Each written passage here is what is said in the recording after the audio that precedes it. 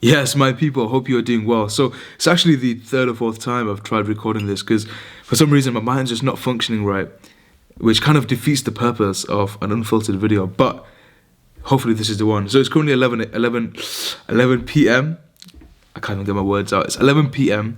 I've just come back from the gym and I'm having some decaf coffee, chilling, pure vibes. And it's a little bit ironic that I'm making this video at this time, given the title of the video and what we're going to be discussing. But we're going to roll with it and hopefully wrap it up pretty quick so I can actually practice what I preach. So today I'm going to be talking about how my sleep was, so how bad it was, and then how I was able to improve it and sort of the effect that's had on me. And hopefully, if you follow these steps, we'll have the same sort of vibe. We'll be on the same sort of vibe and, you'll experience the positive effects that me and many others have also experienced. So I'll talk to you guys a bit about how my sleep routine was, and it's probably very similar to yours watching this right now. And that is, if I'm assuming that your sleep right now isn't too good, hence why you clicked on the video. So I used to sleep 5-6 hours a night max, and it was like that for a good year, like good 3-4 years.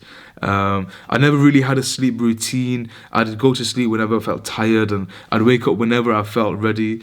I never really had a set time that I had to go to bed by, and I think I never really realized how bad that was. I never really realized the detrimental effects that was having on just my overall well-being and how happy I was, how productive I was, and just how I felt throughout the day. And only, since improving that have I actually experienced those benefits. And I can tell you right now that the most underrated productivity hack, you'll have all these YouTubers, you'll have Ali Abdal, I don't know, just like loads of productivity YouTubers who will give you all these productivity tips and tell you this is the way that you increase your productivity. I can tell you the number one way to improve your productivity is to just sleep more and sleep consistently at the same time every single day. And once you do that, I can promise you that everything in your life will get better. So, yeah, so like you guys, I used to sleep, like most of you guys, I used to sleep 5-6 hours a day, and I never really felt the bad effects of that. I felt like I didn't really have a routine. I'd go on my phone in bed, I'd have my phone right next to me in bed. So there'd be nights when I'd get way less than that because I'd just be on my phone on YouTube or watching movies and just doing the other weird shit that people do on their phones.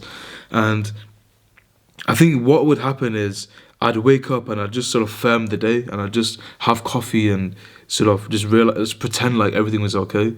But it really wasn't. And I think ever since I got onto self-improvement, I'm so fucking grateful. I'm so grateful for self-improvement because ever since I got onto it, my sleep and just my overall well-being has improved so much. I've got a rule now that I just don't allow my phone next to my bed. So one thing that's really helped me in just making sure that I can sleep on time and not get distracted is I have a very set rule that I put my phone on the other side of the room whenever I go into bed. So the bed itself is a no phone zone. So what I usually do is I put the phone in like the complete other corner of the room. I put my alarm on as well, so that number one, I'm not going on my phone in bed, so I'm not spending hours and hours, getting distracted and having that hyper stimulation. Looking at the screen for hours and hours in bed. So I'm not doing that, which means that I'm actually going to sleep sooner. But the other benefit of this is because my phone is on the complete other side of the room, whenever my alarm does go off, I have to get up and I have to actually remove the covers, walk to the phone, turn the alarm off, and by that time I'm already out of bed. So that's a sort of golden hack that I've realized is really sort of drastically changed my sleep quality. Now, other things that actually, when it comes to this, right, I have like a very firm mindset on this, to the point that whenever I get married in the future, I don't know, my future wife might be watching this right now. If you're watching this, shout out. But whenever I get married in the future, I'm going to have a very strict rule, and that is no phones in the bed. And I think the bed is a very sacred place. Obviously, not for those reasons, but also just because you spend about a third of your life in bed. If you actually think about that, you spend a third of your life in bed. And it's the time when your body rejuvenates and recovers, and I just don't see the point in letting the outside world and in letting social media and letting all these different opinions and just mental noise into that sacred place. So that's my rule for the future. Hopefully she's all right with that. I'm guessing if I marry her, then she'll probably be all right with that. We'll be on the same wavelength. But I'm going off topic. That's my little rule. Another thing that I've found is like really sort of helped is sort of not going on my phone 30 minutes before I go into bed itself, because that gives my body and just my mind the time to actually wind down and just sort of, declutter all of the mental noise.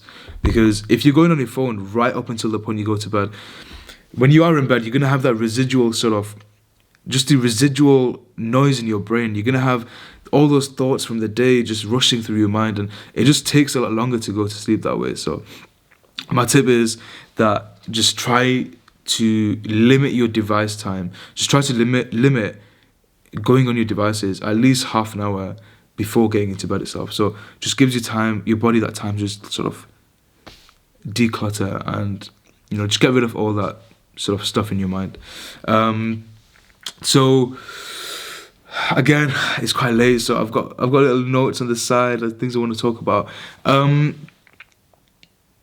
yeah, also another thing, right? And ironically, I've got this on my laptop right now, so it should hopefully allow me to get to sleep on time. Is use night shift. Your phone, your laptops, your iPads, they all have night shift, and what that does is it sort of reduces the amount of blue light hitting your eyes. And I don't know if you guys know what blue light is.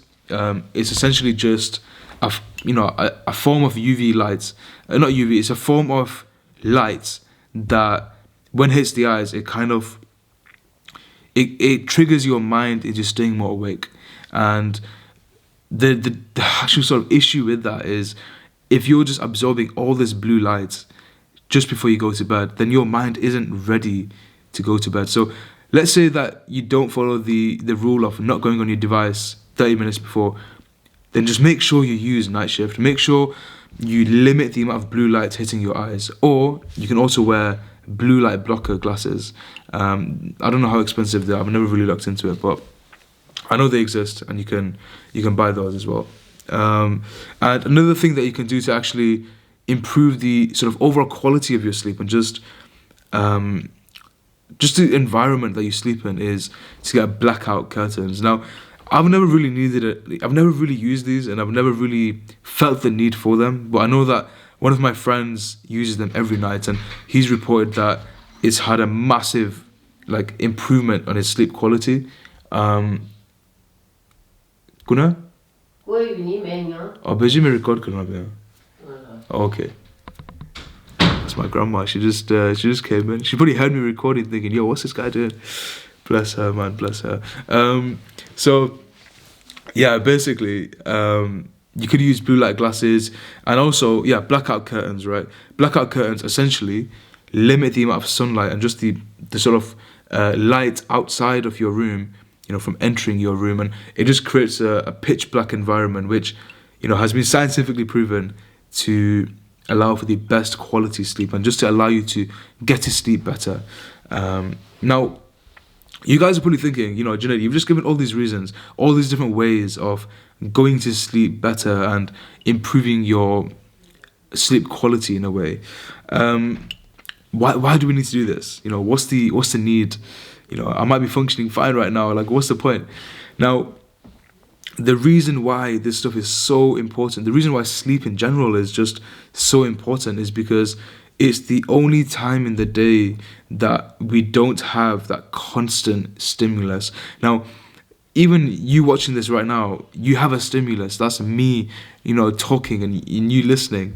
And even like in our day-to-day activities, we have constant notifications, people talking to us, things to worry about, things to plan, and all this different stuff going on. And sleep is the only time that none of that is going on, none of that is happening, and it's only time in the day that your mind actually rests and recovers. And so what you want to do is ideally maximize this recovery time so that your mind is rejuvenated and ready for the day ahead.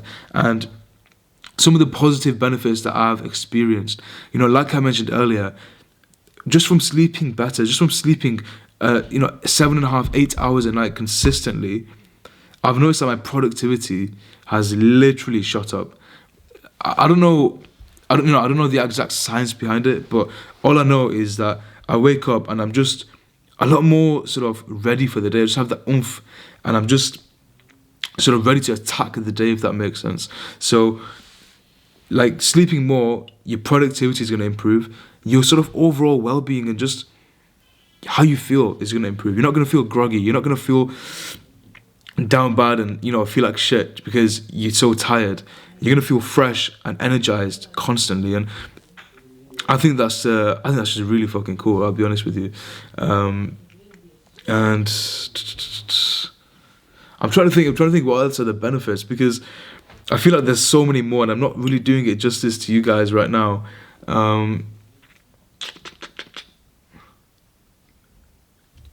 I think just the well-being as well. I think when you sleep more, and when you give your mind that time to rest and recover, I think your mind is just able to function more clearly. You're able to see things more clearly. You don't have that mental noise, if that makes sense.